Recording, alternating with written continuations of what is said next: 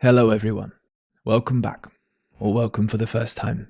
It's going to be a much longer introduction today. I hope that's not taking too many liberties. There's some context here I feel it's important to provide. In this conversation you'll hear the voices of the eminent, staggeringly brilliant philosophers Forrest Landry and John Vervaeke, also a cognitive scientist at the University of Toronto. You'll also hear the voice of the independent thinker Tyler Hollett, who joined me in this conversation to play more of a facilitation role explicitly. It was actually recorded last year in November 2020. And for a conversation of such value, or at least for a meeting of such minds as Forrest and John, you might be thinking, why haven't you released this sooner? First of all, it wasn't initially recorded with the objective outcome of releasing. And secondly, it has already been released, but released in a different fashion, not entirely publicly, and also not privately. What precisely that method of distribution is remains somewhat vague and experimental in its coherence seeking. But actually, I'd like to say some things about that. This conversation was initially released as part of the Wiser Pathways experiment. The idea being, as indicated moments ago, that there might in fact exist a channel for communication that is between the private and the public, between the closed source and the open source. I named the protocol for sharing relational peer-to-peer. There's something altogether quite fragile about our public channels of distribution, as we've witnessed again recently with regard to censorship, for example. But whether via big tech or gated institution, narrative control and propaganda have competed in game theoretic terms for who knows how long, since the threat of dissidence within one's group became apparent in the context of language, or since encounter with an outgroup took place in the context of ideas, ideologies, history as consensus, or that ironically malleable good opinion. Yet, overt and covert censorship and control, along with dynamics of audience capture and unwitting echo chambers, plus also the vulnerability to extraction and misuse associated with sharing certain kinds of personal intimacy or actionable knowledge on the open airwaves, these are just some of the potential deficits and fragilities associated with open source sharing in the context of our present communication channels. The vicarious participation via projection onto charismatic influencers is another angle of critique and concern about the dynamics of the attention economy we're a part of that play out on this field of alleged open source access. And here I'll take liberty to suggest delving into the various philosophies of Alexander Bard for more insight into the dynamics of attentionalism. On the other hand, the dynamics of closed source sharing remain afflicted by potentials of audience capture and echo chambers, of course, now more solidified and disconnected from authentic interaction with other groups and ideas. The point here isn't to say something simple like open source bad, closed source bad. We are ultimately speaking about the dynamics of membranes and layered contexts of communication. It's just that we lack sophistication in doing so. But to even this out just a bit, a further lack or deficit associated with closed source dynamics is that, for reasons of in-group, out-group rivalry, value which may otherwise serve the good of the commons between the groups might be withheld. In governmental or military contexts, this is of course the game, but the creep of this implied context of untrustful, rivalrous relations for a multitude of reasons, whether those pertaining to cancel culture or competition or fear, hardly serves the integrity of culture, and is incompatible with the kind of provision of value to the commons ultimately sought, or so I would argue, by the project of philosophy. And certainly that is sought by such thinkers as Forrest and John, for instance. So, with this desire to provide value to the commons in the context of fragility to censorship, deplatforming, capturability and extraction, etc. on the side of open source distribution, and on the other side the private competition and solidification of echo chamber dynamics, etc. associated with closed source communication, is there a way we can nevertheless distribute value to each other that has a capacity for, if not anti-fragility, then at least resilience in the face of various cultural perturbations? So that we can't just be switched off and cut out, right? Now, of course, depending on how deep we destabilize the stack upon which civility and civilization rest, then the degree of resilience we can speak about as properties of whatever the channel of distribution is very much called into question. But nevertheless, that is, in principle, the aim. And let me just say, to make it abundantly clear, not something I'm claiming remotely here to address to any substantial degree, even as I am suggesting a direction for onwards critical discussion and interaction. So, with all that said, this conversation was released effectively in a Google document that tried to make these points as clearly as possible. It also contains a full and edited transcript. It was available for people to share to whoever they felt would find value in the material and who would also respect the sharing covenant. That is, to share in this relational peer-to-peer fashion to those one is willing to be in responsible relationships of participation with, and therefore excluding, in the main, the broadcast modalities of, for instance, the major social media platforms and the attention-seeking algorithms of YouTube. So that's what was done, and the video has been watched and it has made an impact, at least among those who have listened, and there have been some discussions that have resulted. But ultimately, what Wiser Pathways was seeking to do was to facilitate a much more distributed conversation, one that had the intention of progressing the conversation itself, not only to provide meaningful feedback and in that way participate in the ongoing developments of ideas between John and Forrest, for instance, but also to embody the exploration of the themes and dynamics discussed in a dynamic context. That is, in some sense, the necessary basis from which to reflect on the self-same process being discussed, i.e. the dynamics of group formation and the praxis of distributed wisdom or collective intelligence in our digital age. So there's a certain meta-dynamic to what is invited here.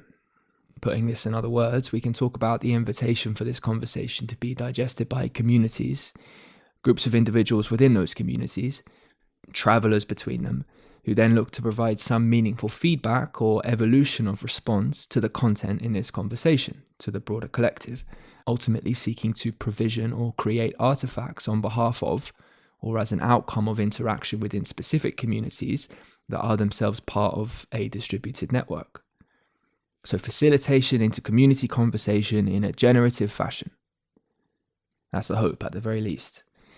The thought has been that there might exist a shamanic context in the digital space between these communities, which are now playing important attractor roles in the development of this metacultural landscape that's seeking to form itself in response to the fractionation of culture and the developments of technology, and altogether the toxicity afflicting our channels of trustful relations, an assault on the relationality of trust itself by virtue of systemic incompetence and malincentive, as well as, I think, a deep confusion of existential modes we inhabit as human beings in our current age. The distinction between the having mode and the being mode, via Eric Fromm being an example of this.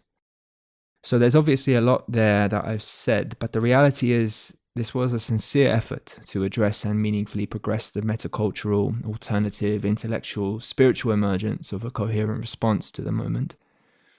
And as the best starting point of dialogue, one wouldn't be too far off in wondering if that wasn't Forrest and John. So this is a conversation about distributed wisdom. Discussed are many ideas that are flow-ons from this. Forrest introduces a distinction between democracy, meritocracy, and consensus, which some of you may have come across in other conversations by now, or have read about on Forrest's website in one of his essays. That's been linked in the show notes for this conversation. So too, you'll also find links to the initial Wiser Pathways document where you can read a hopefully clearer version of what I'm referencing now. And so I choose to release this publicly on the podcast RSS feed and open on YouTube now. Well, it has been some months, and the reality is the distribution of the value here has not reached anywhere near its worthy potential.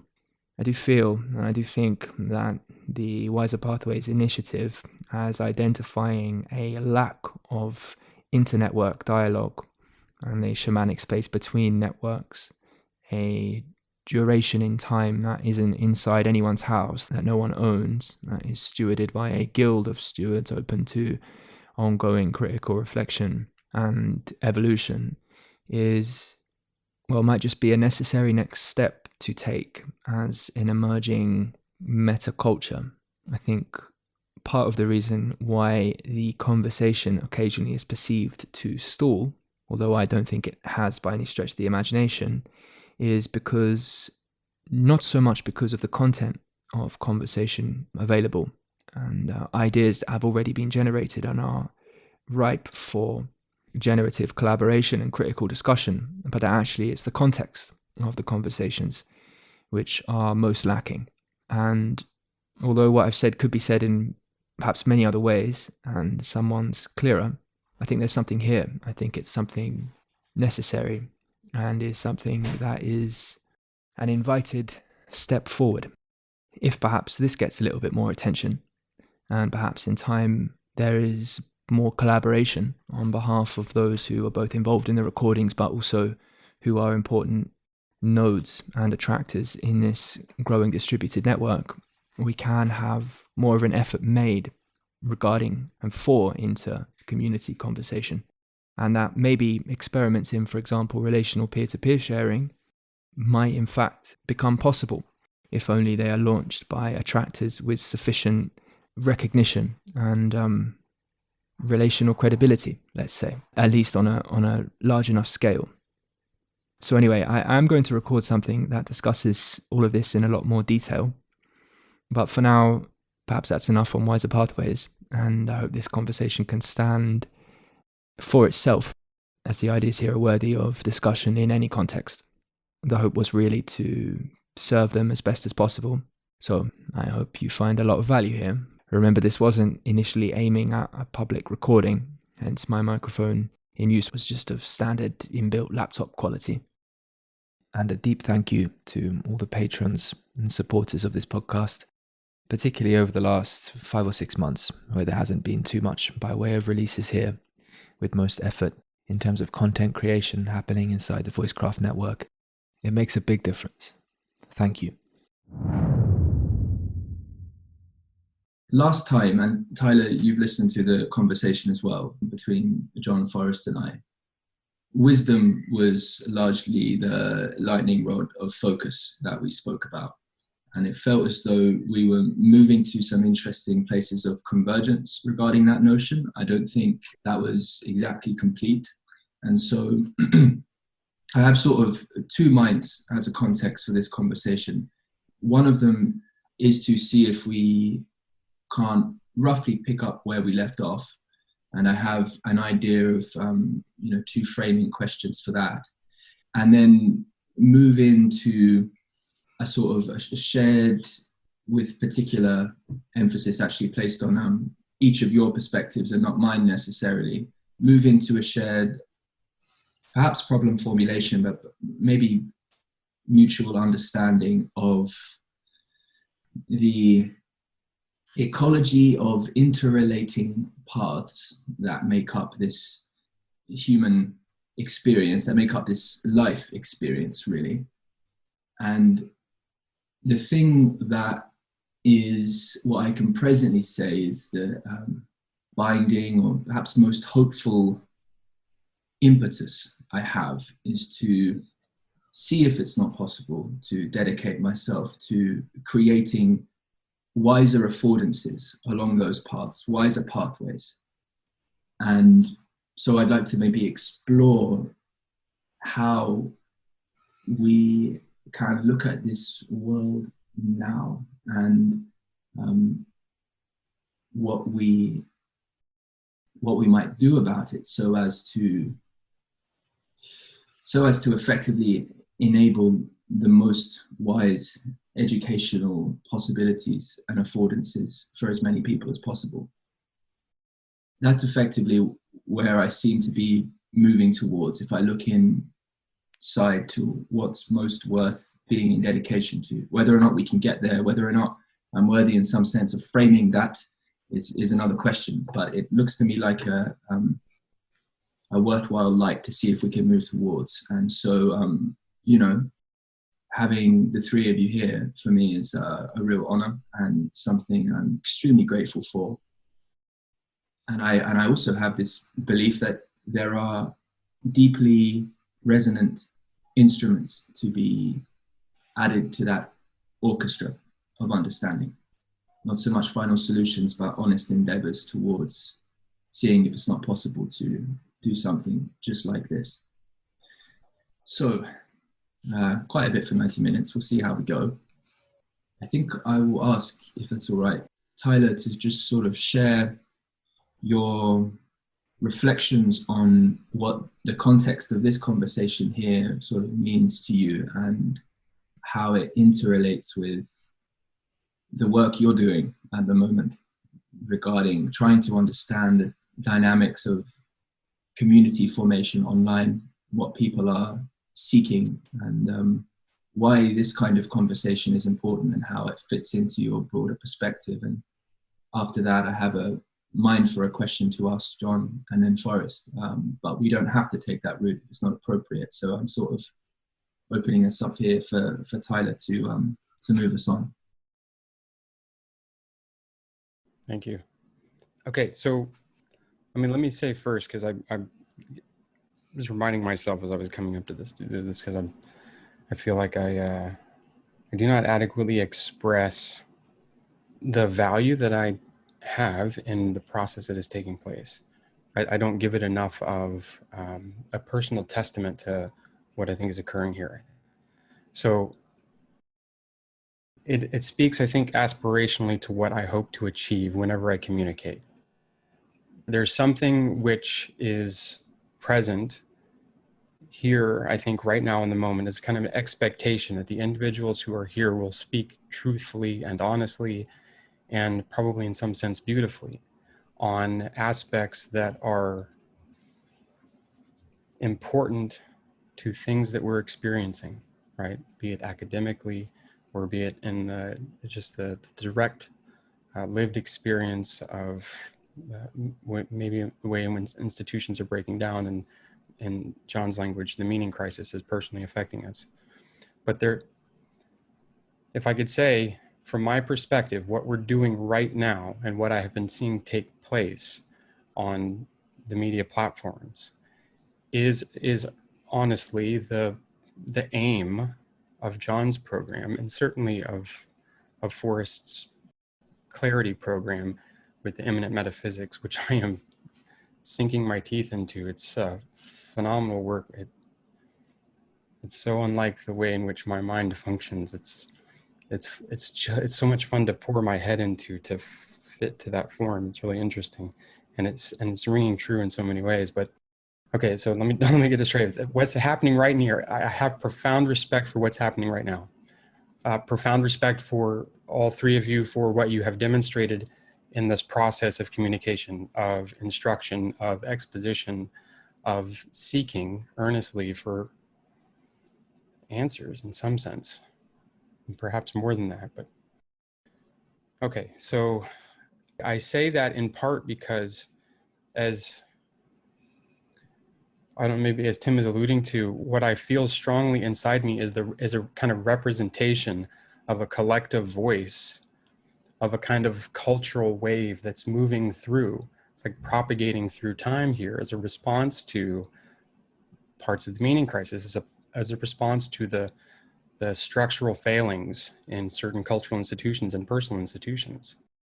And that the groping aspect of that collective sense of needing a solution for it, or solutions, right, a set of solutions, it's in this ever searching mode, like sifting through videos and sifting through articles and talking to each other about how to respond to these things. And they are finding themselves in various conclaves, like groups of affinity, or you know, of the ephemeral kind. But this great conversation is starting to take place, and it's filtering out into distinct regions. And you can kind of hop in and out of them. It's fascinating. But my sense is that the better the quality of the conversation, and those who are participating in a desire to search for clarity, for truth, for beauty, the more palatable this story will become, right? And I mean that not in the pejorative sense, for I guess in the way that we talk about narrative, but the more coherent it will become, and in some sense that means intelligible, and that means a kind of sensible narrative, a sense of causality that's moving through what's happening right now at multiple layers, right? At the meta, at the subjective, and if we get it right, we can have this big, giant collective conversation, which is simultaneously instructive and participatory, right? And participatory in a really novel way, perhaps. It's never been possible before without the internet, or at least the digital layer. If we can get this collective conversation going, then what we end up with is a suitable representation of the set of rules and instructions that will bind human beings together in a way that it's sustainable. And sustainable in the sense that we avoid all the catastrophic collapse scenarios that, everyone screams about being possible.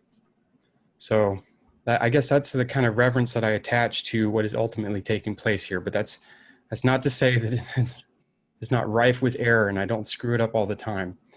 But I'm hoping that the collective searching that people are demonstrating a need for is actually hidden, not necessarily even hidden, but it's found conjoined within both of your work and others, not just your own, but and there's other work. And John, yours is a condensation of a lot of work, right? There's so much that you've brought together, which is meaningful in some sense. But so this conversation that I think both Tim and I feel needs to be fostered right now is certainly something which has to take place between your bodies of knowledge, right? And from it, we can get a sense of what is really going on in these isolated pockets of understanding that are resonant in ways that we can't really articulate yet or not well enough. Yeah, so maybe I should stop there. That's what I see taking place. That's what I'm trying to encourage in some regard with this conversation. And I see it as highly important and meaningful and also a lot of fun. Yeah, beautiful, Tyler. Really beautiful. Okay, so pretty much from here, if you feel like I'm going off course in any way, I give everyone full permission to help me steer back on course. So I think perhaps we could begin.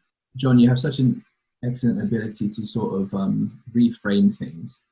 I'm curious to sort of hear, in part, what your relevance realization is calling you to recognize as what's most important regarding the focus of your energy to this ecology of context we're trying to present, this evolving conversation that's trying to understand itself better and provide more wiser pathways for people, but also in relationship to the conversation we shared last time in terms of where we reached as a point of potential convergence, where there might have been some clarity, where there needs to be more clarity.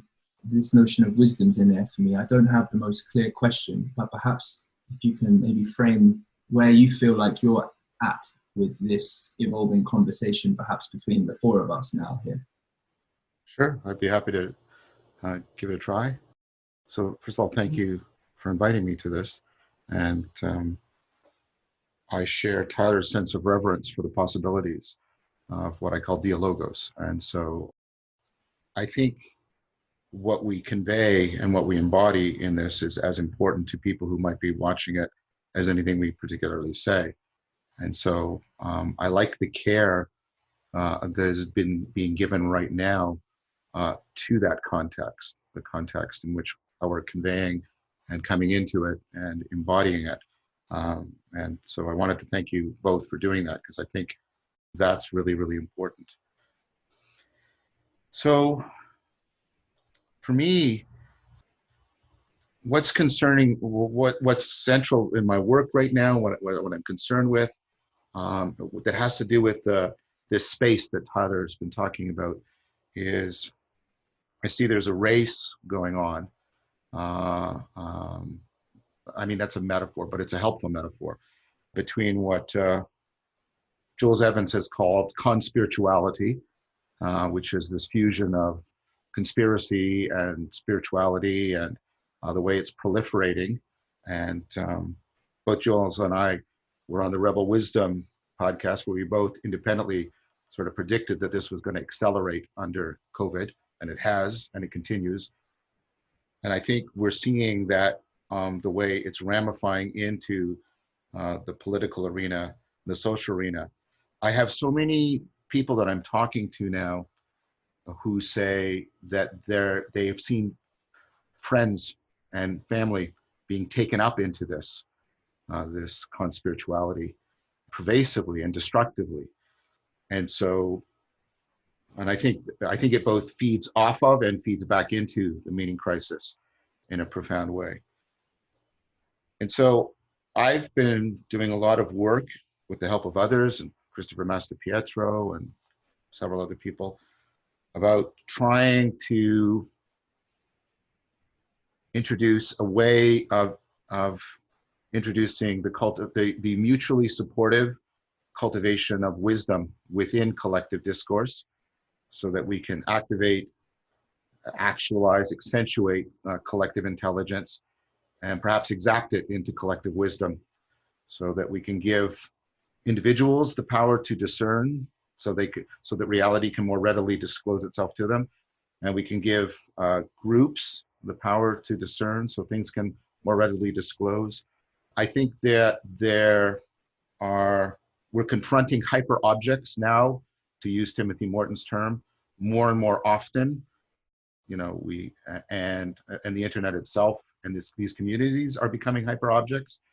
And I think the only resource that's really well disposed to the discerning and disclosing grasp of hyper objects is distributed cognition, because of the kind of machinery, cognitive machinery that needs to be brought to bear to grasp these hyper objects. And I think that's sort of a perennial lesson. So for me, this project that I call Dialectic into Dialogos, where dialectic is the practice and dialogos is the process that can catch fire between people, is really central to me right now, because I think and I don't mean just what I have, there's a whole family of these practices that are all emerging all around, and trying to articulate that with the best cognitive science that's available and the best history that's available, and then put that into an ongoing participant observation and re-engineering of these practices so that we have something that is a viable and competitive alternative to conspirituality, sort of maybe aspirational spirituality, right? Sort of something analogous, aspirituality or something like that. I'm trying to do something on the fly here. And so that's uppermost in my mind right now. And as the ancient practice about trying to find out what are the appropriate ways to activate the cognitive, both individual and collective processes that best coordinate the individual and collective cultivation of wisdom, so that people are, to use some language from Plato, so they're tempted to the good. They're tempted away from conspirituality, and they're tempted towards what I think we're all aspiring to in this space right here, right now. And getting clear about what this is, getting clear about how it works, get it clear about how it can whet our appetite for a greater and better way of being in a consistent manner is what's uppermost in my mind these days. Awesome. Thank you, John. Forrest, how does that framing relate to your dedication in the world at the moment? And I'm curious in what ways you feel as though you might have something to add that can help us all deepen and further our clarity in relation to these notions. I think that the note of appreciation has been sounded really well. I would feel redundant to add to that, although I feel similarly. I've heard very strongly the note of humility as well, all around, and I think that's a very strong element as well. I'm really liking all of these elements. The directions that I've heard that have been spoken to all feel right. I mean, I'm wanting to affirm the goodness of what has been spoken to. John, I think your remarks are very much in keeping with my own impressions, although I feel that my exposure is much less limited, so you have much more nuanced perspective in some of these areas than I could hope to speak to. I think that, first of all, just in terms of the embodiment part of the process, it's been an element of my experience, particularly over the last week, to really be exploring the embodiment piece. Like, how do we think about wisdom at an embodied level, at a personal level, as well as at a collective level? And what does that, how does that work in conversation? How does that work in conversational process? So I think in answer to the question of what's top of mind, I've really been, I guess, increasingly curious to both for my own sake in terms of how I am embodying myself in the world, but also in terms of just the nuances of conversational process. And so, I feel like I'm still learning about a lot of that. There's just such an amazing subtlety to conversational process. It is truly an art form, and sometimes I practice well, and other times I don't practice as well. In fact, if I'm going to be, keeping in the humility space, I feel that I was not sufficiently humble the last time I spoke with you, John, and I apologize for that. And I don't think an apology is needed, but I appreciate the sentiment, but I don't think an apology is needed. But thank you. Well, I feel that I risked. I risked maybe offending you, and I worried about that quite a bit after our last conversation, because I am actually really interested in all of these things and these processes and people's thoughts about all this. But in terms of adding something substantive, I guess, my reflections I think follow a lot with yours, is that, I notice, for example, that we are all, as people, that our level of wisdom varies, and that the level of variance that the wisdom encompasses. I mean, it's probably not unlikely to be true that the wisest of us is not 1,000 times more wise than the average, right? The level of wisdom that we each hold is, on a spectrum, but it's not such a thing that, if a person's going to be a leader of 1 million people or 1 billion people, that they, we would hope that they would have the wisdom of 1 million people, but that's actually just an impossible thing to ask, right? I mean, it's like, how could we possibly? So therefore, we must be thinking about wisdom at a distributed level, like how it's embodied in culture and community. Mm-hmm.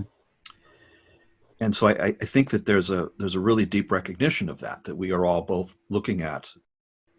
How do we hold wisdom in community? And the embodiment piece, I think, is actually really important, because, when we think about, at least when I think about what wisdom is, I mean, partly the notion of embodiment refers to the sense that there's an encompassing view, that there's a holistic view, that there's experience, that a person who is wise is usually regarded as an older person who has had a variety of experiences in life and can kind of see in the present moment reflections and echoes of so many of these earlier experiences.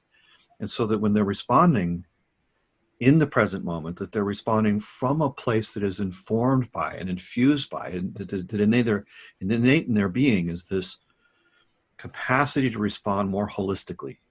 Mm-hmm. Mm-hmm. To not have gotten caught up in just the surface details, but to be able to see the deep motion that's going on, to move from symptoms to causes. Mm-hmm. And to be responding to those causes is, in effect, more conscious. There's a higher level of awareness that is in a sense being brought in. There's a wider spectrum of values that are being brought in. There's more awareness as to the kinds of things that might be unintended consequences and all the usual things that normally we would ascribe to thinking well and clearly becomes intuiting well and clearly. Mm-hmm. So there's a feeling through that is as important as a thinking through.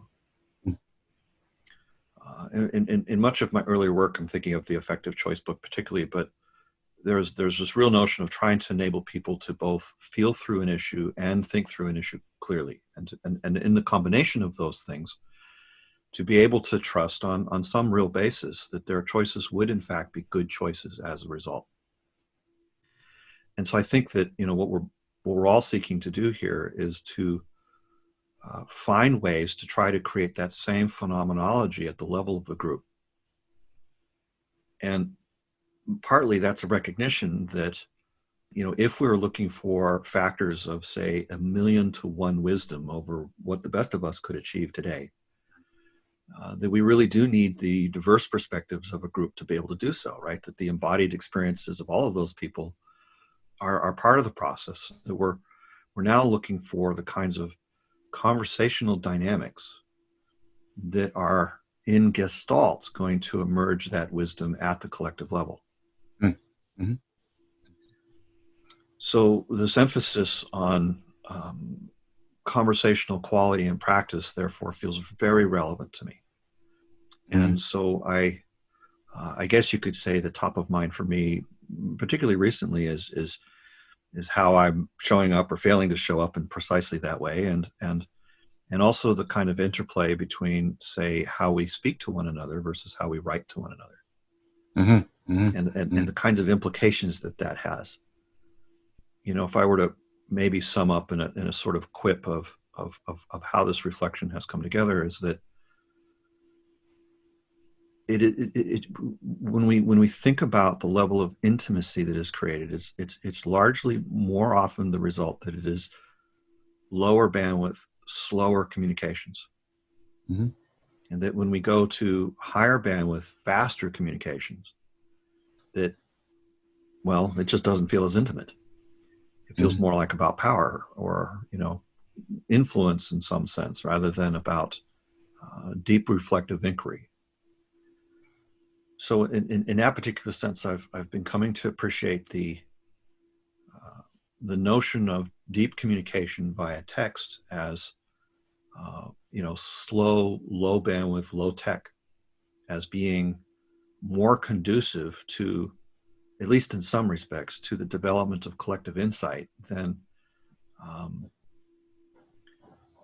you know, fast moving, full media, virtual reality experiences. You know, where the technology becomes so much of the intermediation of the communication between people that the tech itself becomes a barrier, and it also becomes a vehicle for manipulation of the context.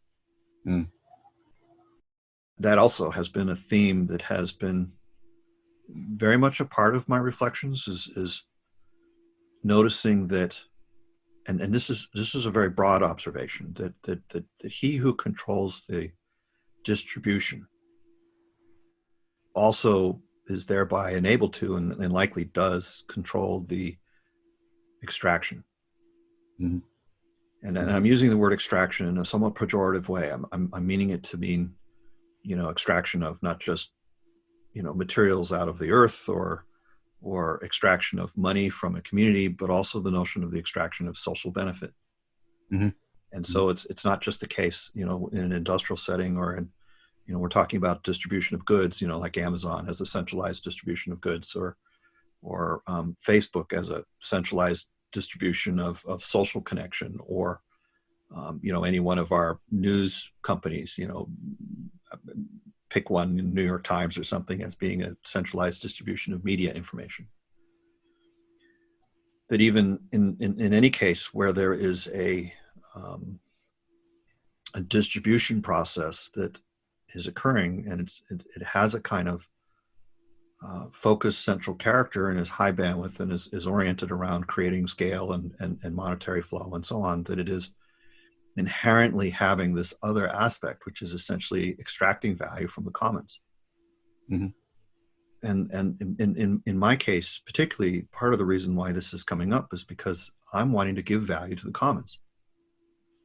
I'm wanting to, you know, provide a way to have insights, whatever ones that I've been able to develop in my brief life, and hope that some portion of that is of utility to not just one other person, but to an entire community of people, so that it may enable some increased capacity on the part of that community to genuinely be able to embody wisdom in their active practice.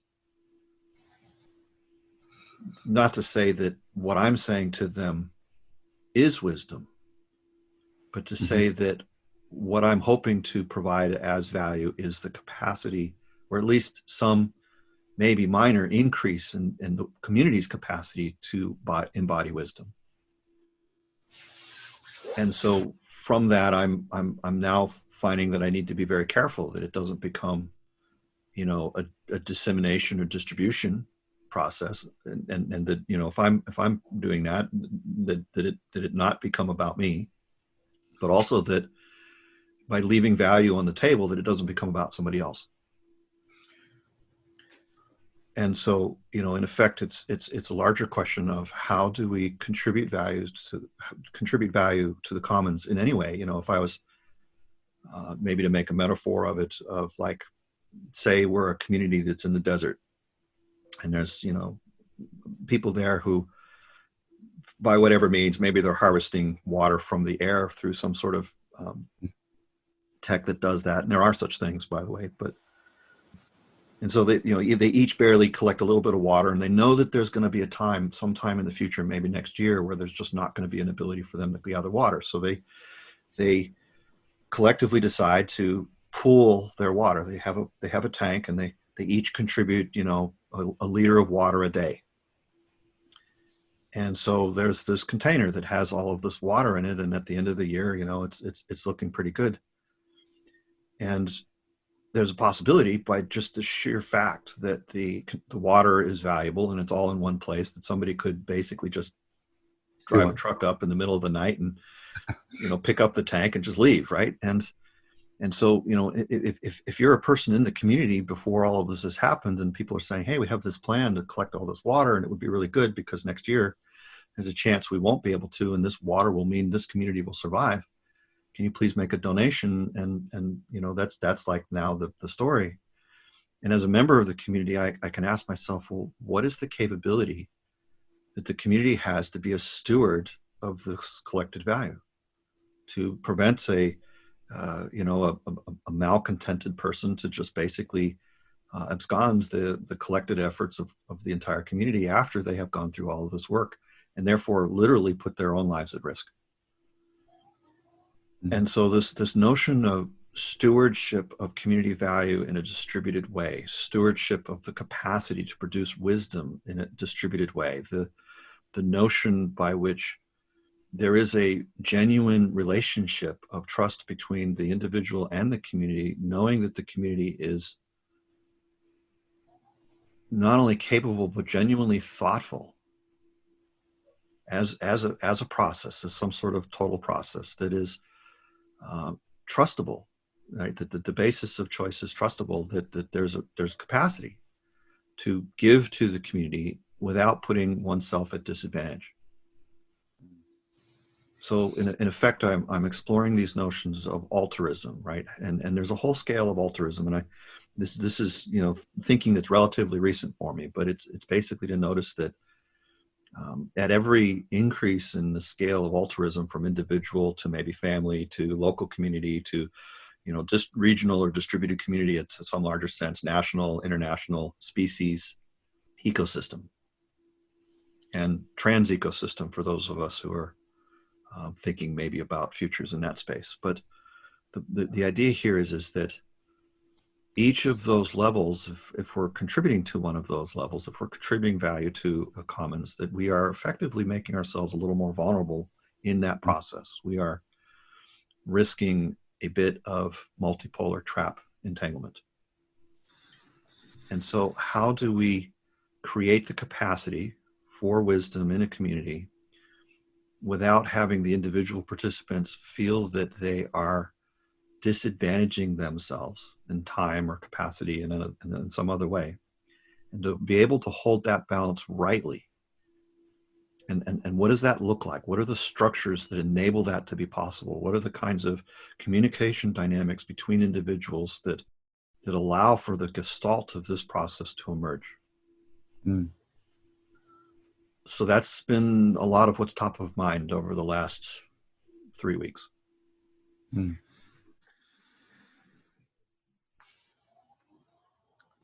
There's a lot there, and maybe this will make a difference. You feel different this time, Forrest, than last time I interacted with you. It feels very different, and I appreciate that. I just wanted to acknowledge that. So I'm not going to try to respond to everything. I'll pick up a couple pieces and I'll try and keep this like where I am confronting it. I had a discussion with one of my Patreon supporters the other night, and it was a really open discussion. I really asked him for his help and for feedback, because he was noticing this pattern And it goes to the issue of distribution. That's why I'm bringing this up. He was noticing this pattern of the self-silos of the people who get into these communities.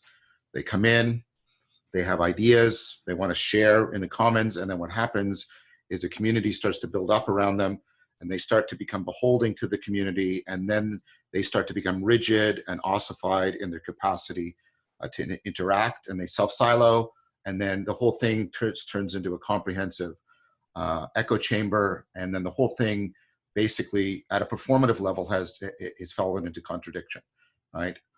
And so I said, yeah, and I'm really concerned with that problem, and I'm really wanting to get the best advice I can. I mean, I have a bunch of negative templates that I'm saying, don't do that, and don't do that, and don't do that, and don't do that. But, you know, carving things out from negative space is it's not very good relevance realization. And so trying to figure out, I mean, he was encouraging me. He was saying that so far, you know, there's things I'm doing that are helpful, but I mean, I take this question, I know, Forrest, it's not comprehensively of everything you said, but I think it intersects with it in a powerful way. I take this question very, very seriously because I also know the sort of sociological fact of the 20-80 rule, right? You're always going to get 20% of the people doing 80% of the work. And, right, and so those people quite rightly want to, right, they don't want to get into cognitive dissonance. You don't want to say, hey, put in all this effort, but you know, you're not going to get any extra feedback from that. And they're going to basically at some point they're going to say, screw you, because that's too much cognitive dissonance for me to bear, right? I'm not going to value it if I'm putting all this effort into it and I'm not getting anything back. And so I don't know, like, how do we, and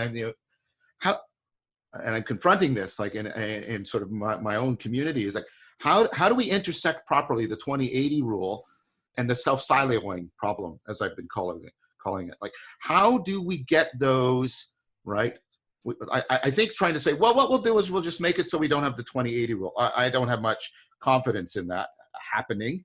And then, like I said, the self-siloing phenomena seems to be really robust.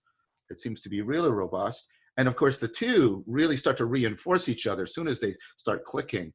And so I don't have an answer for this. I'm trying to do what Tim suggested. I'm trying to get a clear, at least a clear, and I'm asking for your help for us. I'm being honest right now. I know you think about these things in a profound way. Like, I want to try and formulate this problem. I want to understand, is this an inevitable pattern? Is there a way of trying to steer around it? If it's to some degree inevitable, can I at least ameliorate it significantly so that I share with you? I want to drop into the commons as much as possible, but again, not in a way in which, right, you know, I'll use your analogy, in which theft and misappropriation is not also being accelerated and enhanced. So you first of all, you've already added to that. I was thinking most of the 20-80 and the self-siloing, but now you've also put in the vulnerability thing. And I think that's appropriate. So I think there's a triangle, like there's a triangular problem, if you'll allow me a geometrical metaphor, that needs to be really properly formulated, and hopefully in a way that can afford some insight of how to break out of this, or at least ameliorate it, so that the balance of good is overtaking the balance of bad. I mean, sometimes, you know, we can only satisfy our problems. But anyways, that's enough. That's my sort of response. I'm trying to get, you know, the poles of the problem and try to lay out the relationship between them. You've already helped by adding in this other one that I wasn't paying enough attention to. And I see these three now as interacting in a very complex but really robust pattern in human interaction. If I could insert a quick comment, I think part of the problem with the wisdom question, both in the specific and the general, is that wisdom seems to come in different flavors, right? Depending on your tastes. The characterization, my salience landscape of the world depends so much upon my tastes, right? What I'm looking for, what I'm seeking in the world. And when our own experience is so radically divergent from others in our same communicative group, we end up using languages and experiences that mismatch. Then there's a fundamental kind of conflict that starts to accrue over time. I think you see that played out all the time with the rich and the poor, and urban and the rural. And there's this, and you know, country, nation, nation. There's some kind of separation of, you know, this dynamic quality to the human culture that then alters over time, and it comes back and it clashes. And really, what we could try to do, I think, is rather than have this clash occur, find the meta narrative that ties it together beautifully, like you know, like the stranding of the DNA, right? It's performing this spiral dance rather than colliding and ending the strand. It continues on and allows for like the incredible compaction of information in such a small space. There's something in that metaphor about finding the right relationship by which one can continue through time, right? Opposing forces balancing out in some common space. And, you know, in that case, like the way the nucleotides fit together. But in our case, we're in this much more complicated, as you were mentioning before, John. I think this hyperdimensional space where the landscape that we're attempting to navigate is, you know, is profoundly complex because tastes are complex and they stack, right? They embed themselves. So sweet and savory combine themselves on my tongue into a single experience. But right, the same thing is true maneuvering through the internet. I'm getting this like extraordinarily synesthetic, complex set of tastes satisfied. And that is such an important part of this problem, I think. It's not just the acquisition or the establishment of a good definition of wisdom, but it's also understanding this McLuhan point that the medium is the message, the very capacity that it has to mold our internal expressions, or maybe that's a little off in your language, Forrest, like, since the expressive is subjective. But okay, so there's something that has to do, so it almost seems like if we give ourselves enough time, this has to do with the age component, we come to wisdom. But if something hijacks that or circumvents the process, you know, something captures us, then we cannot progress along this kind of ordinary curve of development. So I don't know if we can recapitulate that whole kind of process in a shorter span, right? In different, well, just in different compressions of time. There has to be, again, this is uniting both the singular egoic structure of the self with the disparate capacities of the cognitive architecture, or the kind of the singular nature of a kind of nation with its disparate parts of its citizens, or I mean, you name it. There's that, like you were saying, for the Gestalt has a method by which its spirit is expressed, and something embodies that voice. Something always tries to give voice to it anyhow. I think this is part of the pattern expressed. And yeah, okay, so I just wanted to throw that in there. And I think we are, in fact, looking for an embodied wisdom, right? But one that is pluralistic in some sense, right? It isn't just captured in a single individual. It's expected across, I don't know, far more nodes in the network. Well, I mean, first of all, I want to say something in response to the title, and then I want to ask you a question if possible. So one of the things we have going for us in collective intelligence is personality. Like, you know, whether or not it's the Hexago or the Big Five. I mean, I'm actually trying to get a paper published on this right now. And what do I mean by that? The differences between people on, like, say, openness and conscientiousness, right? What you can see is these are different distributions on trying to deal with the stability plasticity problem.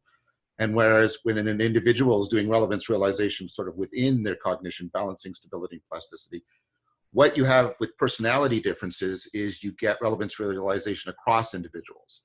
The individuals are sort of different places, and so Like if, here's a person with openness, just to use a really simplistic model. It's way more multidimensional, but here's a person with openness and a person with conscientiousness, and they actually do much better together than just openness or just conscientiousness, right?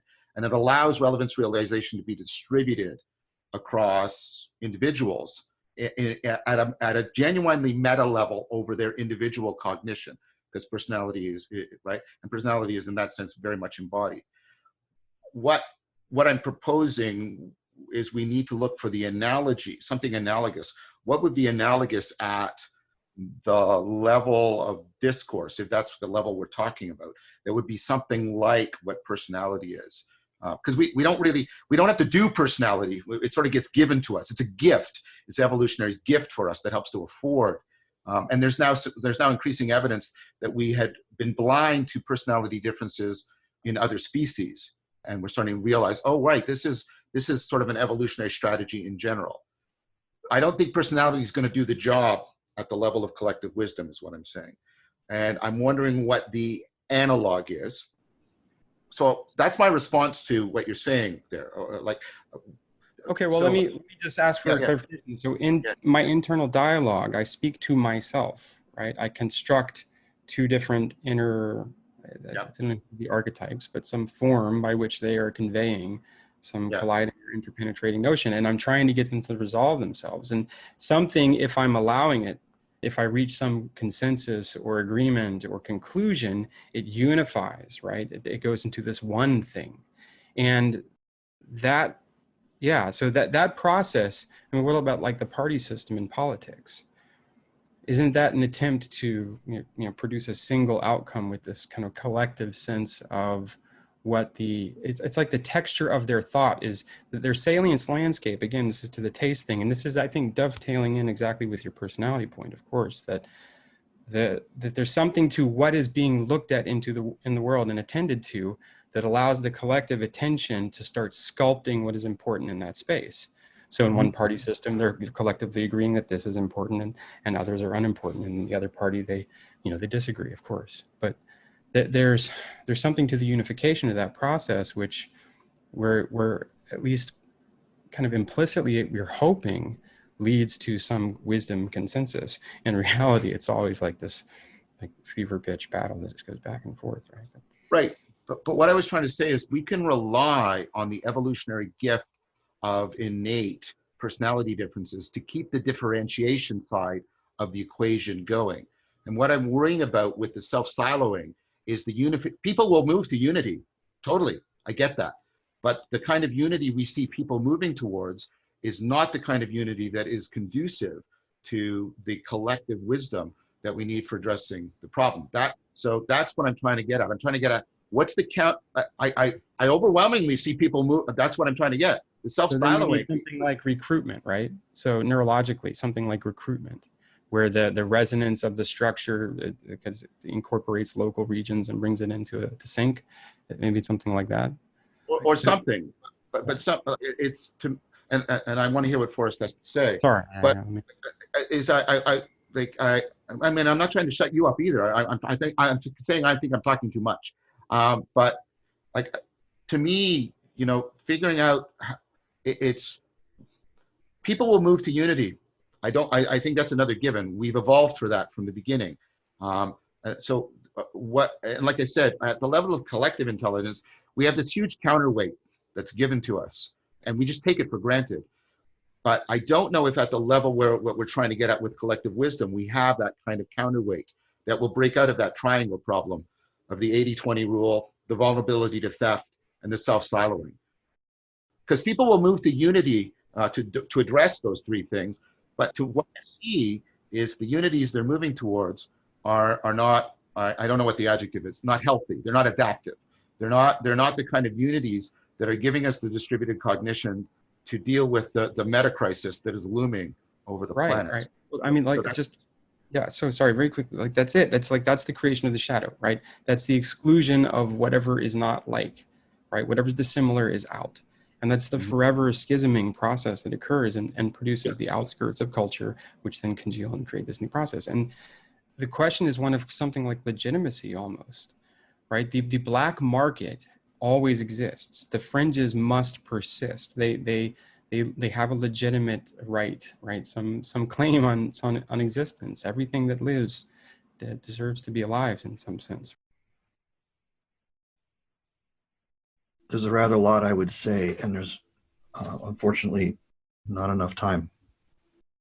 So I need to abbreviate a lot, and I'm apologizing if my abbreviations end up creating more confusion. But if that does happen to be the case, that there's places that seem unreferenced, expand those. Ask me to expand those. In response to the question, and I'm going somewhat in reverse order, John, that you had asked, is there a technique that can ameliorate this, at least at terms of the social physics level? Mm-hmm. Yes, there are several. I think in this context, one that comes to mind is, and this is just an example of the class, but say in a circle of a tribe, where there's a tribe of people who are trying to have a wisdom conversation. Mm-hmm. The tribe is collectively trying to respond to a situation. Mm-hmm. And you brought up the notion of personality, although I think it's actually simpler to just refer to it as age. Mm-hmm.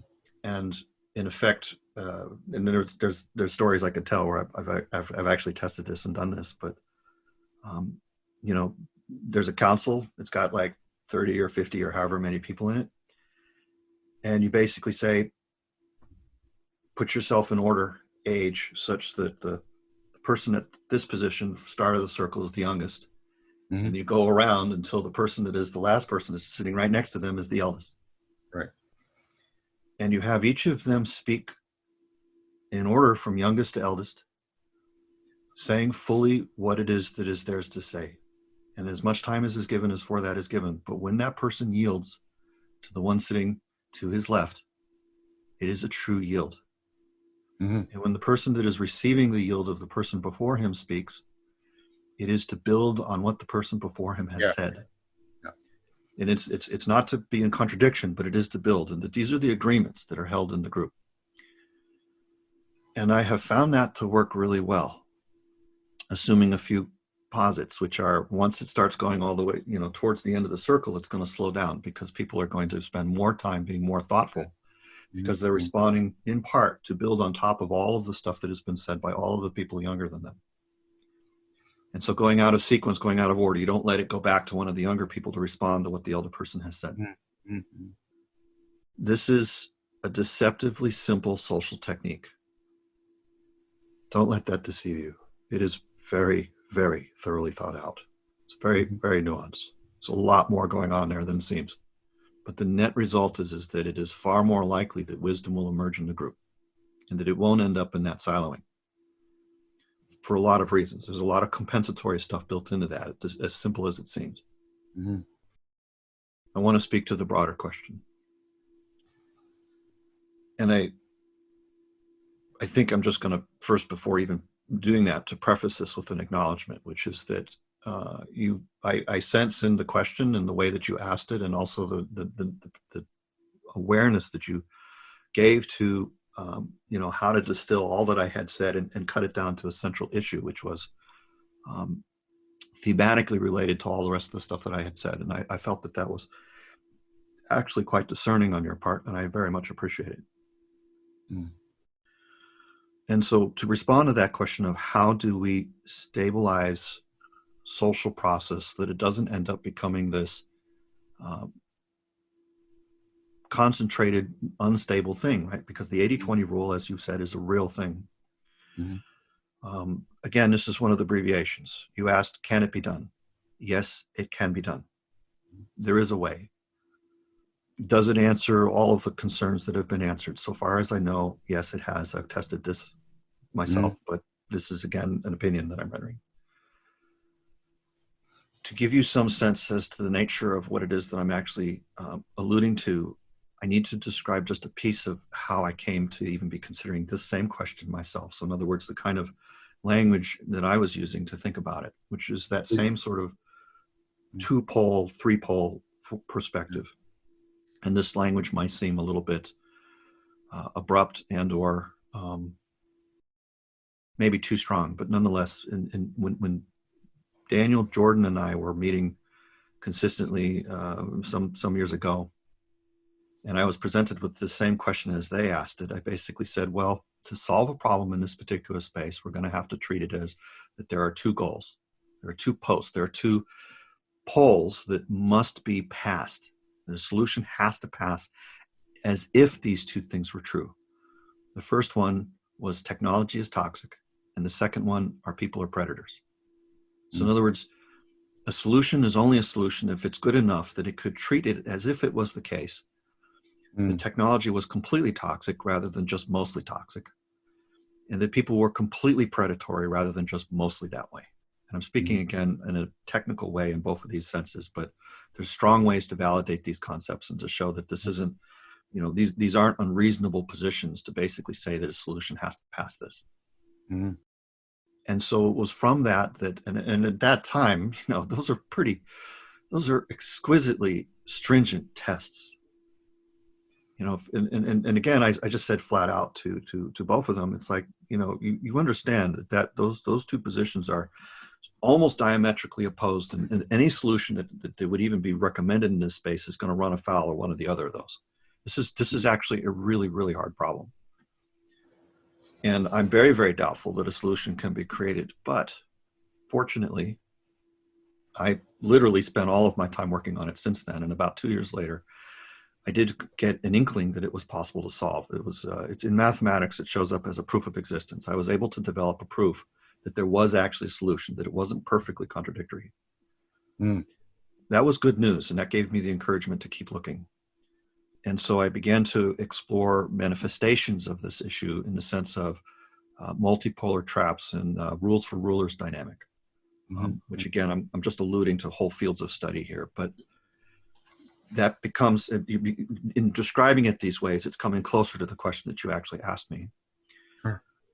And so to respond, can it be done? Yes, it can. One way that I can give you a sense as to a little bit of what it feels like, although it is not anything more than a sketch, it's a description that shows how the underlying thinking methodologies can actually be applied in this space. And it doesn't look like anything we've ever seen before. Back in 2001, I wrote an essay about the dynamics of small groups. It's on my website.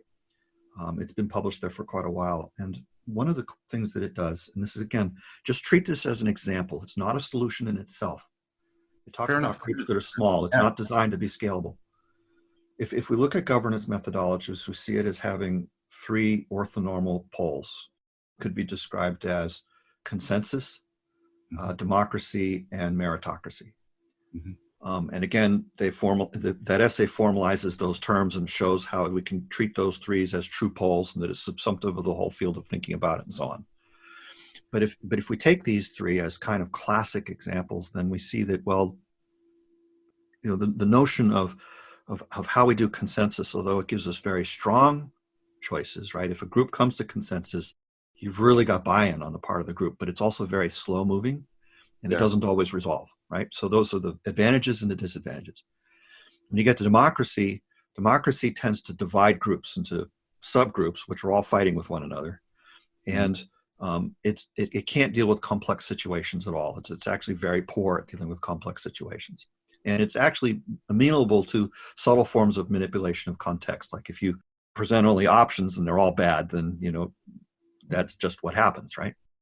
And then when you look at meritocracy, well, we know the advantages of it. It's if you need a decision fast, it's pretty good at producing fast decisions. And if you need a decision to be coherent, well, you have the coherency of the leader, who's therefore going to be making it the coherency of the group. And the disadvantages obviously are you can end up that leader acting on his own benefit and not the benefit of the group, right? So corruption and issues like that. And if you say, okay, well, they all have advantages, disadvantages, and nobody's come up with a perfect governance model because they all have these problems, and any superposition of these issues would have all these same issues. And if you look at it from that perspective, it seems like an impossible problem. But it turns out that there's another set of tools. There's this thing called Axiom 2 in the metaphysics. And it allows us to think about the problem in a way that actually comes up with a surprising answer that addresses all of this. There's a convolution that can occur. You can basically treat the space as if it was you treat the boundary of self between the group and the outside world as a variable. And you can basically say, if it's internal to the group and it's just about the internal nature of the group, we want it to be about consensus. If it's in relation to the group and the outside world, we need it to be in the sense of meritocracy, because in order for the action of the group to be coherent with respect to the world, it needs focus. Meritocracy gives you focus. Mm-hmm. Mm-hmm. But how do you make a transition from consensus to meritocracy, and from meritocracy back to consensus? Well, to go from consensus to meritocracy is relatively straightforward. You basically have consensus as to who's going to be the focus for the group. Mm-hmm. But then you use democracy to reverse that. You basically say that whenever there's a vote of no confidence in the currently selected from the consensus process of the meritocratic of the thing, then effectively that vote returns the group to a consensus process. No. And that is the only way in which you use a vote. Yeah. In other words, a vote is used for no other purpose than to translate from meritocratic process back to consensus process. And there's no mediation between consensus process and meritocracy process. Just emerges naturally. Right. It emerges. So what happens is that when you actually look at the math of the particular dynamic that's evolved here, it's really quite powerful. It has the capacity to essentially address the greatest strengths of all of the things that are the good things about consensus, meritocracy, and democracy. And it doesn't carry any of the weaknesses. The weaknesses cancel out. Mm. So, you know, in a sense, it was like, okay, this works for small groups. It doesn't work for large groups. There's a lot of specific things that have to be thought of in order to think about this at scale. A lot of people tried to basically take this technique and just basically treat it as a scalable thing. So we'll make clusters of teams, and we'll try to create some sort of peerage and some sort of federation of these. And it was in a conversation with Jordan about several years later that at one point I basically was saying, no, you can't scale it, but you know, it is about the dynamics between choice, change, and causation, and that the underlying metaphysics allows us to view these concepts in a way that's profound enough to really be able to think about the interrelationship between these things in clear ways.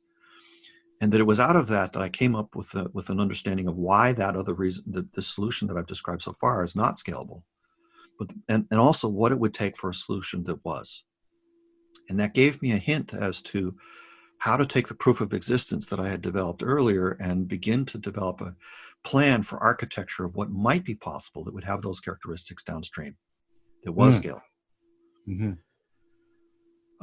And so in effect, I'm alluding to this because the dynamic that we're talking to with the Axiom 2 thing, because it was able to show a solution in the microcosm, it can give you a hint that there is a solution in the macrocosm. Right, right. And as has been mentioned by Tyler, particularly, that there's a lot more factors involved. So in effect, I can't think about governance independent of religion, and I can't think about it independent of market. Yeah. And most of the time when people try to treat these particular things, they entangle that phenomena so deeply. Our common Western perspective thinking about these problems, because our current tool set of how to do civilization has been so successful using market process and industrial revolution engineering and the Enlightenment thinking and so on and so forth, that even the capacity to be able to think about solutions in this space is actually quite compromised. Yeah. So here's a couple of things that I can suggest that would be hints. And that is, unfortunately, as much time as I'm going to be able to do, because we're rolling into the last 20 minutes of this time. It is important for us to recognize that markets themselves are fundamentally, they're pernicious with each other. It's not going to be the case that you'll have two separate markets. They will want to merge. Mm-hmm. Anywhere that there's an opportunity for arbitrage will occur. This is a little bit something that Tyler was also referring to. And in the nature of the solution, we need to disentangle process which is focused on evolutionary dynamic, what we normally think of as the invention aspect of culture, versus activities which are focused on sustainability, which has to do with what could probably be called universal basic income. And by that, I'm actually going to be quite explicit. I'm going to say it's about clean air, it's about clean water, it's about food, it's about shelter, it's about medicine, and it's about communication. Those 6. And that if we're looking at the aspect of culture which has to do with consciousness, with conscientiousness, we're looking at what we normally think of as body of law and or particularly jurisprudence. And so in effect, you can kind of think about these 3 aspects as if they were markets. But immediately you notice that you don't want to have entanglement between these 3 markets. Because if I have an entanglement with the market of justice that's based upon the very asymmetric differential contribution, right? You talked about the 80-20 rule. The 80-20 rule shows up on the invention side of things, right? Who has which skills and which time and availability. It's on the market side. But if we basically have a huge level of inequality because of market force dynamics, which is normal and not unusual, right? We're always going to end up with power law distributions and marketplace things rather than Gaussian distributions. But when we get to justice, we need it to be Gaussian distribution. It can't be power law distribution. Not going to have any sense of the word fair make any sense at all. So in effect, there's a fundamental need to decouple the process by which justice works from what would normally be the money process, because if there was any way in which money could influence how justice worked, the richest would always basically take advantage of the system. And the same is true when it comes for basic survival needs. If there's a sense in which money process defines whether or not another person lives, you will end up with wars. So there is a situation here where we're basically pointing out that we're using one tool, market process, for 3 separate functions, and that these 3 functions must remain distinct,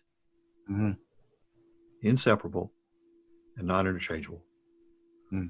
So there's more than just a little bit of an incidental relationship between how I'm thinking about this and the axioms, because you'll recognize that that language has already been applied. So in this particular sense, what we're looking at here is we're essentially saying, in order to solve the problem of culture, we really need to think about it in a variety of different ways. And the ways in which the methodologies of this thinking process allow us to develop a new set of tools. In the same sort of way as in, computer science, for example, we say, have each tool do one thing really, really well. Right? We're using one tool, language. We're using one tool, money, to try to solve multiple different problems. And the kind of communication process that we're engaged in as human beings when we're doing sense making is a very different kind of communication when we're trying to basically elect who's going to be the next mate. Right. So family dynamics, it's just a different communication pattern. It's a different market. The sexual market is not the commercial market, and it's certainly not the social or intellectual market. And that in effect, to the degree that there are entanglements between these, we end up with problems. We end up with ethical issues because of the nature of the power asymmetries that cannot not exist in these dynamics. So in effect, it's a bit like, and this is something that goes back to something that was a conversation, it was literally the very first conversation I ever had with Daniel, something like 6 or 7 years ago, when I came to understand the nature of the kinds of things he was trying to do, which was, solve world-class problems, deal with existential risk, and to think about what is the long-term conscious sustainable evolution for the planet. And that's language, which, by the way, has some very specific meanings as well. And so in a sense, there is this, there's this recognition that if we are essentially going to address these underlying issues, we need to be able to understand the concepts upon which these questions themselves are based. And that's why I'm saying, to some extent, the answer is abbreviated. I can say, here's some of the factors that are involved. It's not just about finance. It's not just about infrastructure. It's also about culture and its relationship to ecology. It's the relationship between man, machine, and nature fundamentally. And can we get to looking at the relationships between choice, change, and causation such that we can develop social paradigms that are distributed, that don't end up with points of asymmetry as you were describing, i.e. the silo phenomena. EGP is a sketch in that particular direction. You notice there's no centralized focus in that process at all. But you would be surprised at how hard it has been for me to deploy that process in any group or setting without somebody wanting to basically do an intro speech to sort of open the floor for the EGP process to beginning. And then at the very end to want to do a closing speech to basically sum up what happened at the event. And those are places that those things are essentially counterintuitively wrong with respect to EGP process, right? They end up with that silo phenomenon creeping back in again. So I guess the summation that I would hope that you could come away with, and this is maybe ultimately the point of saying all this, is just that there is more than just a good reason to have hope that this kind of thing can be done. And that I'm at least encouraging you in your explorations and so on and so forth to feel that there is, at least on my experience, some really good reason to believe that it can be solved. So I want to thank you for that. That was the clearest progressive presentation of your ideas that I've encountered. And that was truly helpful to me. First of all, the idea of the progressive circling is already something that I had also come to. So that resonated with me right away. Like you talked about the elder circling, and that's something I've been trying to incorporate into dialectic directly. And then I think the thing you said about meritocracy, democracy, and consensus, I thought that was brilliant. And to be fair to me, you did say the next move was abbreviated, and I get a sense of it, although I can't quite grok it. I haven't given enough detail. I mean, I wish that it literally, in fact, there's a bunch of conversations Tim and I and Tyler have had that talk about other aspects of this. I mean, I think that even in all of those conversations that we've had together, that I've really only been able to give hints, and not because I haven't wanted to do anything else, but just simply because, you know, there's certainly enough spaciousness created. It's just that there's just a lot. It's a lot involved, and I don't know a simple way to express all of it that makes sense in every situation. And I get that, and I want to be respectful of the fact that you're acknowledging that. What I meant, what I wanted to say positively, that was the caveat. What I wanted to say positively is I got some sense, though, of the trajectory that you're outlining, how the principles at work in the small scale situation that you outlined are maybe, and I mean that as a positive maybe, a real maybe, not a conversational polite maybe. Yeah, maybe they're transferable, and I think that there was hope in me that I think is genuine. So I want to first of all read the paper from 2001. You really whet my appetite for that, because I thought that was brilliant. I thought that was bloody brilliant. And I know you've gone beyond it, but that's where I'm getting, access to your thinking in a way that I can see what he's doing. At least I'm getting a sense, and then I get a sense that yes, I mean there's a way of abstracting the principles out of that, and scaling them up. So that's very good. That's very promising. And I just wanted to share that with you. I don't have any big theory-laden response. It's just that I thought that was just an excellent presentation, and I found it genuinely hopeful. I mean, I get like I said, the first move in what you did, the progressive circling, yeah, that's already convergent. And then I got what you said in the second one. I went, oh, that's great. That's really good. And then that progression, and then the sense I had of where it's going, yeah, I thought that was really good. And so I just wanted to thank you for that. I mean, I'm being genuine here. That's really exciting. It's very interesting. And so, like I said, I want to read the 2001 paper right away. I'll try and get that read probably over the next few days. That's very good. So this is just a genuine question that comes up, because I keep hitting into this. Like, how do you get to talk to people about this without slamming into the moribund left, right, and all the other ways in which all of this discourse is constricted and ossified, and people immediately stop listening to you because you don't take up the identification that is the only invitation to join the party. And I sort of mean the pun there on that term, right?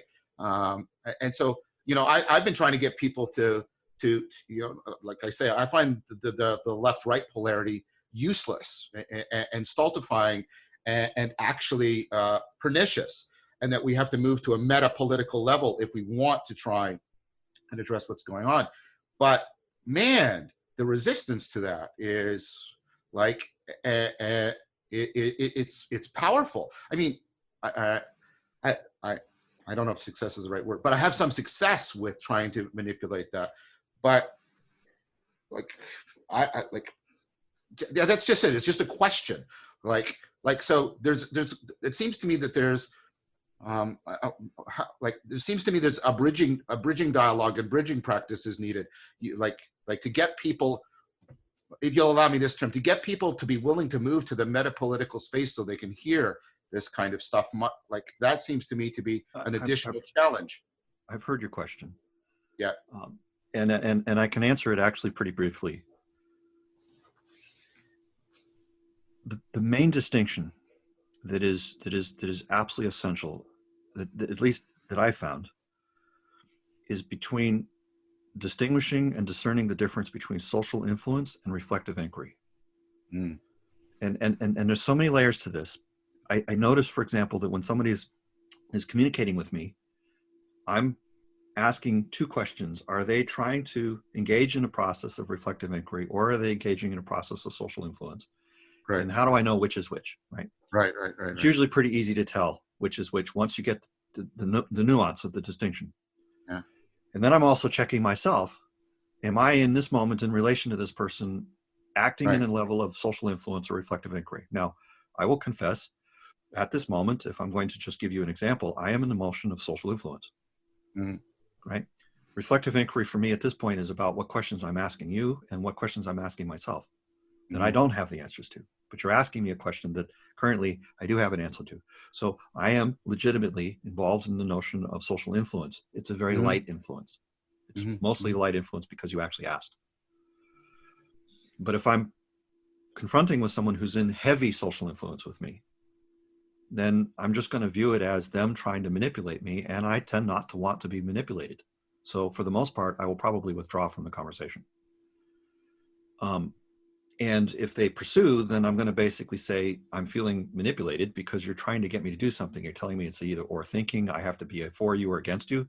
That's like straight up psychopath technique. I'm sorry, I'm not interested in playing. I now am concerned that I don't want to have anything to do with you. I'm not saying that to you personally. I'm saying that in the sense of, people who are deeply political. It's like, well, yes, I can see that you're trying to draft my time and effort into your agenda. And I don't want to be a part of that. I am a free intellect. And, my sense of being able to move that way in the world is something that I have earned. So in that sense, I basically am looking to notice, is it the case that they are essentially trying to take something from me, in this case, my time and attention? And so in that particular sense, if we get the notion, if we're asking ourselves, are they in social influence or are they in genuine reflective inquiry? Reflective inquiry is personal. Social influence is public. So even just by asking that question, I can protect myself. But by teaching other people this particular distinction, because these are hard to fake signals. I mean, you could try to fake it. You could try to basically pretend that you're in reflective inquiry, but you can know the difference. I mean, people can tell. It's like, there's so many little subtle things that it's like trying to dance when you have a broken elbow or something. You can't really, because the shape of your motions is going to reveal the integrity of your system. Yeah. So in this particular sense, as we have a community that becomes more nuanced about the relationship between control of context rather than just control of content, we think free speech is about control of content, and Section 230 talks only about content, which is part of the reason why social media and the way in which the government works and so on and so forth is at this point so deeply disabled. Because the manipulation is happening at the context level, not at the content level. Yeah, totally. I totally agree with that. Yeah, totally agree with that. I think that's a very good answer. I mean, it goes towards the discernment aspect of wisdom, a discernment that discloses the difference between somebody who's manipulating, trying to manipulate, and somebody who's trying to enter into some kind of collaboration. The collaboration can have differences and conflict in it, but people can still collaborate. And I think we use the wrong. I think we often people use the wrong metric. They think like there can be disagreement and even some degree of conflict within collaboration, and things can run really smoothly in manipulation. And looking for like conflict versus smoothness, which I think, to my observation, many people are using as the heuristic for how well things are going. It's an okay heuristic. A slightly better one, at least in my opinion, is distinguishing between work and play. Yes. Collaboration truly is play. Yeah. But if we're looking at social influence, it's work. I care about the outcome. I'm concerned with what's happening. So no, I agree. Yeah, that's good. And that picks up on a lot of work I've done myself on the work-play distinction. I pretty much have to go, but I really liked this, and I learned, and I really learned, and I understood in a way I hadn't before. And I wanted to thank all of you, but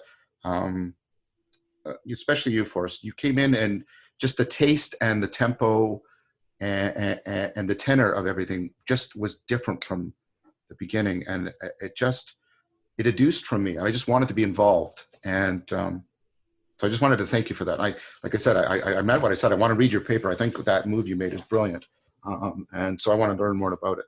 I would be very happy to do this again, but I do have to go right now. Yes, And of course. But my questions, and I'm sorry, that's selfish, but I thought my questions have been really well addressed. And so I like I said, I don't know if other questions are still remaining that perhaps people want to ask me about, but unfortunately I am out of time. Understood. All right. Thank you very much, everyone, for being here. Absolute pleasure and privilege. Much love to you all. And we'll talk again soon. Thank you. Thank you very much. Blessings.